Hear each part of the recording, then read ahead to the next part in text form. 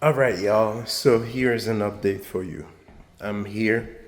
I got here like 2 hours ago, and I need to speak to you about this. There's a few major mistakes I've made when I was purchasing this home.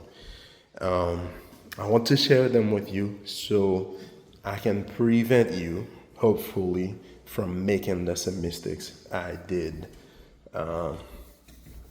because they are serious. And had I caught them at the beginning during our inspection contingency, sort of, because this purchase was not contingent on inspection, so we went in without inspection because we noticed it looked bad, and but in Virginia, even if the home is whether the home is contingent on inspection or not, you can still do an inspection for your due diligence. Now, I just spoke with the engineer, right?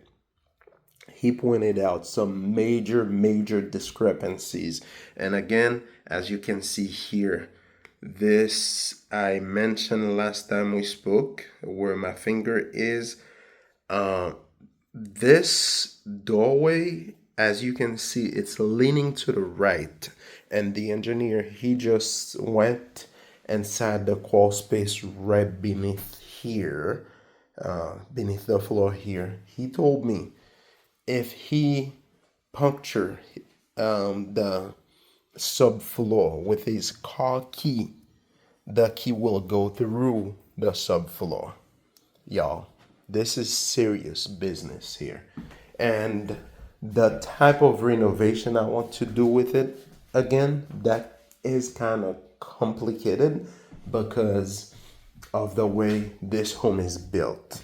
So, one more thing for you to be super aware of is when you're buying a home like this, when you're buying any sort of home that you are thinking about doing renovation, any major renovation, you want to make sure that the home is site built, stick built, or stick frame. I think that's the correct terminology. Because this home, believe it or not, this home was built in 1971, but it is a modular home, which makes it really expensive to remove to rearrange the floor plan. Because if you can remember, in my first video, we talked about rearranging the floor plan from uh three and a half bedroom, three bedroom, one bathroom and a half to four bedroom and two bathroom and a half. Now, because this home is modular, meaning that modular means it was built in a factory somewhere and they put it on some trailers and transported it here, use cranes to place it onto the crawl space. Because of that reason, it is not impossible to do, but because of that reason, it will cost more money to move this floor here, the floor that goes along the side of the home, that split the home pretty much in two halves on each side, on this side and on this side, behind this wall that runs along the hallway. The goal was to, it still is, that's what we talk about. So we are getting the plans done. We will get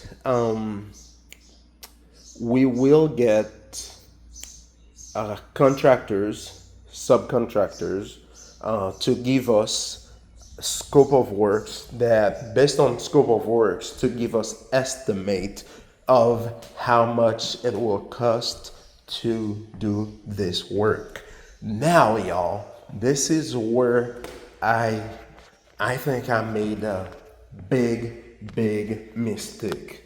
I'm going to show you. And I am so sorry. I feel so bad because I remember I had a subcontractor coming in here to kind of give me an estimate of how much how much he think it will cost to do all the work I wanted to do. And he was like, you need to get an engineer because this wall that I was referencing, it looks like it's load bearing. So if it's load bearing, you need to get an engineer to work the plans so the county can approve the work or the city can approve the work. Now, this is where I make the biggest mistake. The engineer, he walked out of the kitchen into this space you're looking at here. He was like, this is very dangerous. I'm like, what do you mean? Well, he told me this thing have zero support. Like right now, it's okay, it's good. But if it snows a lot and there's a lot of snow on top of this roof, this thing will fold like a binder, y'all. Because as you can see, he's telling me in this corner, there's supposed to be a load bearing here. On this corner here, there's supposed to be a load bearing. And this corner, like this here, there's supposed to be a load bearing here. And I'm going to show you a perfect example because we have one. The neighbor have one. And every time I come here to do inspection or whatever reason I come here, while we were on the contract, I always look at the neighbors.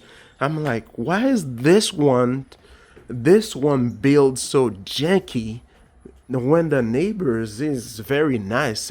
It's robust. And he was telling me this is the most important. There needs to be a load bearing here. And all the weight, if you're buying a house, I'm telling you, if you think you want to get into real estate and you want to get into projects like this, before you do anything, make sure you do get an engineer, especially if there is any addition to the original house. So all the weight here, as you can see, all these joists, they should be buckled when they make contact with this. There needs to be like a U-bolt pretty much underneath of it, holding it with the beam that goes this way. So I'm gonna show you the neighbors for you to see exactly what I'm talking about. Look at this one, how this one is built. And as you can see in the corners, all the load bearing, and you compare it with this one, then again, he looked at the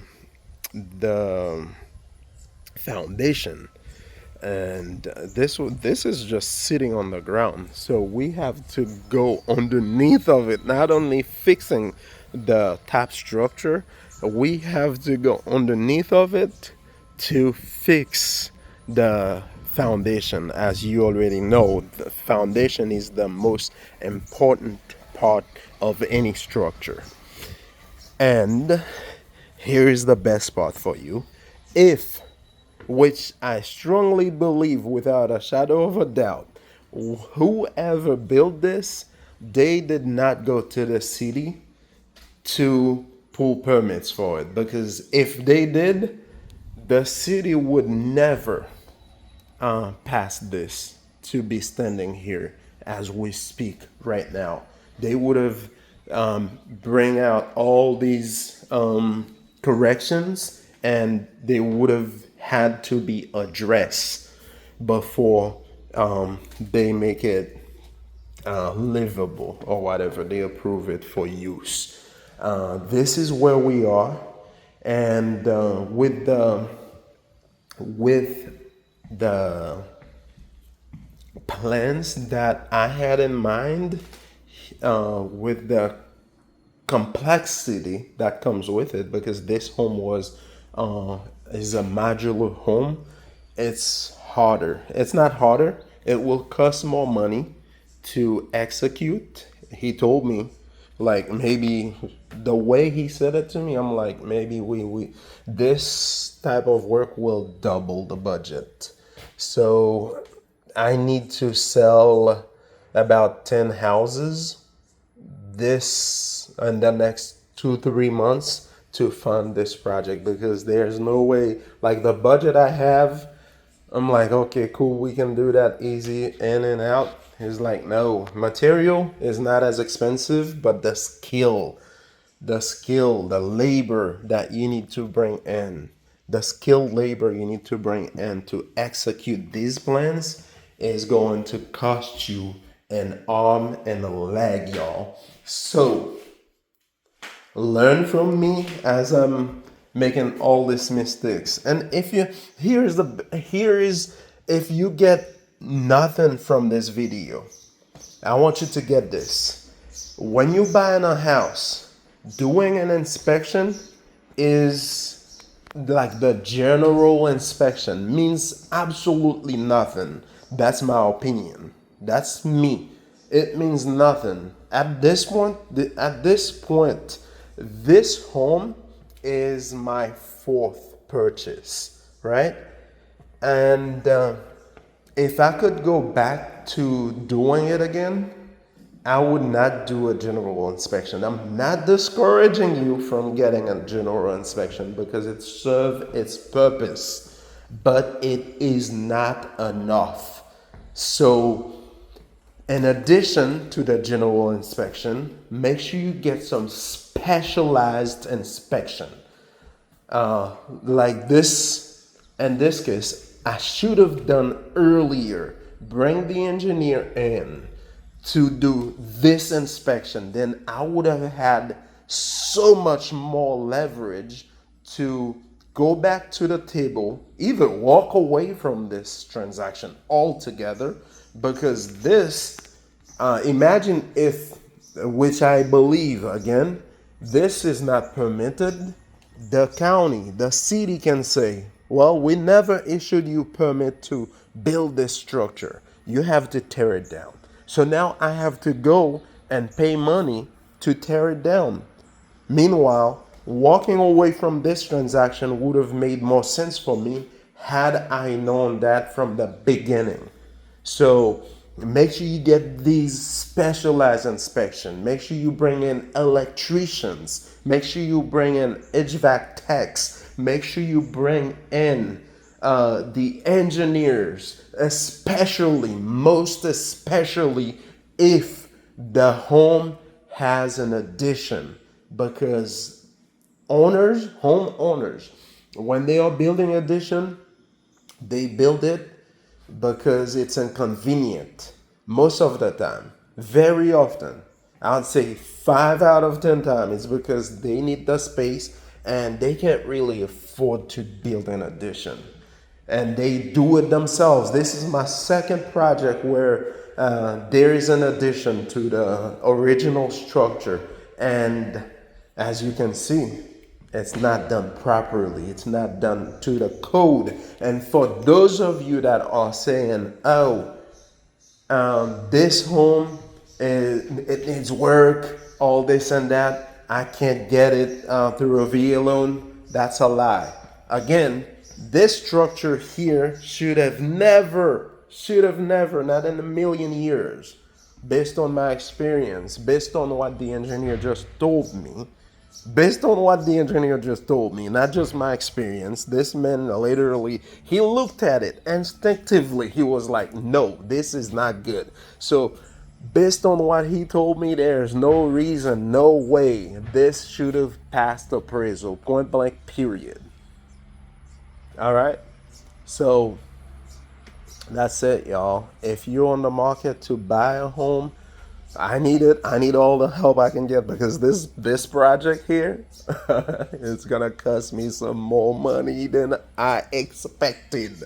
Okay, we are 15 minutes in. So if you're on the market to buy or sell a home here in Northern Virginia, don't hesitate. Give me a call.